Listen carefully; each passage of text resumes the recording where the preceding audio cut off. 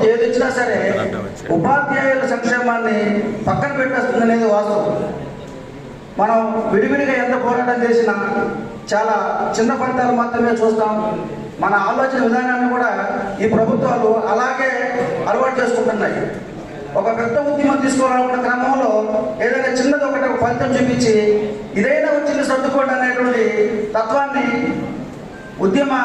ఉద్యమానికి నేర్పిస్తున్నాయి ప్రభుత్వాలు. కాబట్టి వారి కుట్రను పసిగట్టాలి. దాన్ని ఈ జేఏసీ ద్వారా మాత్రం మనం ఖచ్చితంగా వాళ్ళ ఆట కట్టించాలని చెప్పి కోరుకుంటున్నాం. ఉపాధి సంఘాలు ఎప్పుడు కూడా ప్రభుత్వాలకు ప్రతిపక్షంగానే ఉండాలి. ఉపాధ్యాయులు వాయిస్గా మనల్ని ఎన్నుకున్నటువంటి ఈ సభ్యులు ఎవరైతే ఉన్నారో వాళ్ళందరూ ఆకర్షణ తెచ్చగలిగేది సంఘాలుగా మాత్రమే.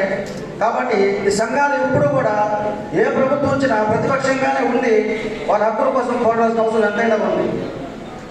మరీ ముఖ్యంగా ఈ ఉమ్మడి ఉద్యమాల్లో జేఏసీ కావచ్చు, ఏ ఉద్యమం తీసుకున్నా కూడా ఆ ఉద్యమం విజయవంతం కావడంలో బీటీఏ పాత్ర చాలా కీలకంగా ఉందని చెప్పేసి ఈ సందర్భంగా నేను చెప్పదలుచుకున్నాను.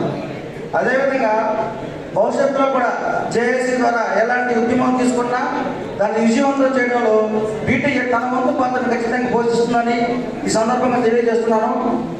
ఈ అవకాశం నాయకత్వానికి జై భీమ్. Thank you sir.